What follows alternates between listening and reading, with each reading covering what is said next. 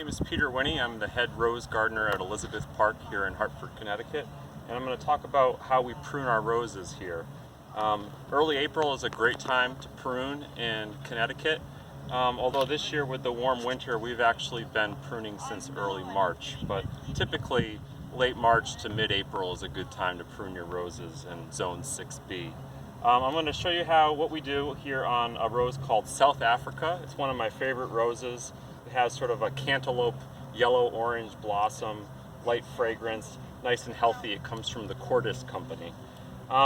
So as we approach the rose to prune, what we're trying to accomplish is create space so that at the end of pruning you can pass your hand or your arm through the canopy without touching the branches. Creating space will create more airflow, which means that the plant will be less susceptible to fungal diseases, and it means that you're selecting the best growth so that the plant diverts its energy to where you want it to, where it will produce the best blooms and the best vegetative growth. So I'm going to get in here and start reducing some of the clutter. Any of this tangled stuff up in here, I'm just going to cut back to the main cane off of which it comes.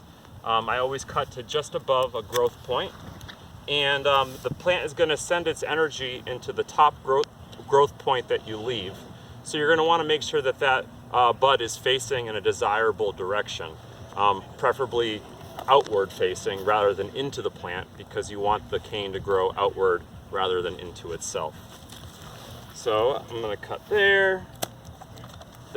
I'm keeping an eye out for any dead wood. That's a dead cane right there. You can tell it's dead because it's usually brown or black and it doesn't have any new growth coming off of it.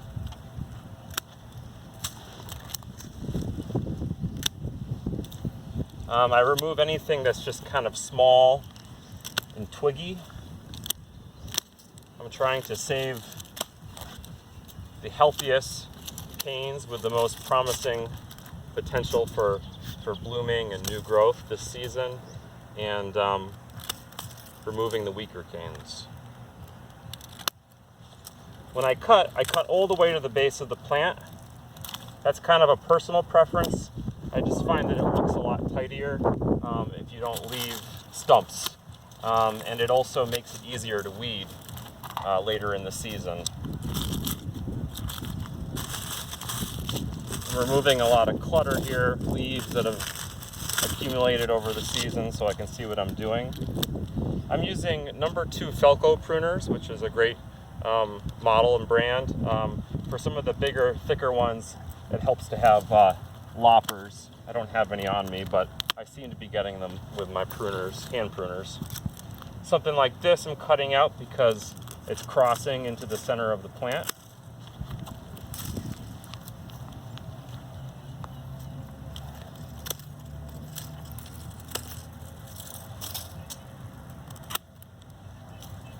This is a little twiggy one. This one's got some dieback on it, some canker on the stem.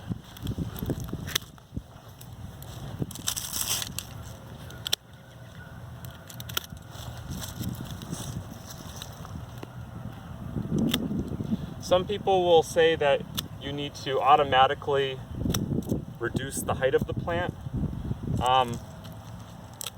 I personally think that that's really only true in warmer climates with longer growing seasons and less winter dieback. So if we were down in the mid-Atlantic or the south, you might need to be a little more severe in shortening your plant.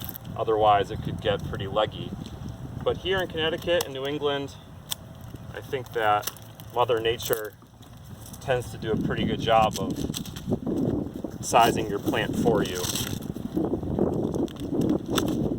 The exception to that rule, or that preference I should say, is if your plant is growing in a space where it's really outgrown the room you've allotted it, then you may need to drastically cut it back to keep it from spilling into a pathway or into a patio, something like that.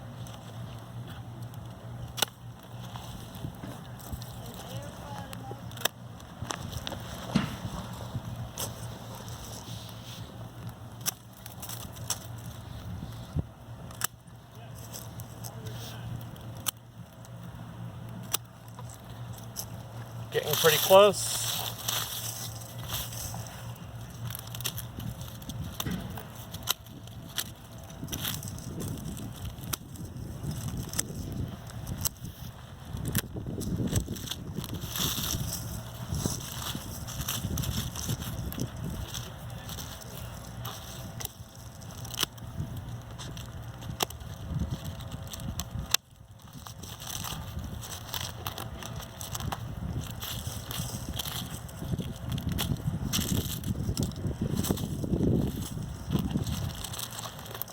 Okay, now that I'm nearing the end, I'll step back a little bit, take a look at it. Does the overall form look about right? I think it's pretty good. I feel like it's a little heavy over here, so I'm going to cut that back a little. Oops.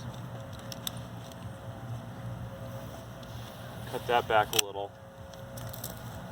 And there it is. That's a finished pruned South Africa rose at Elizabeth Park in Hartford, Connecticut.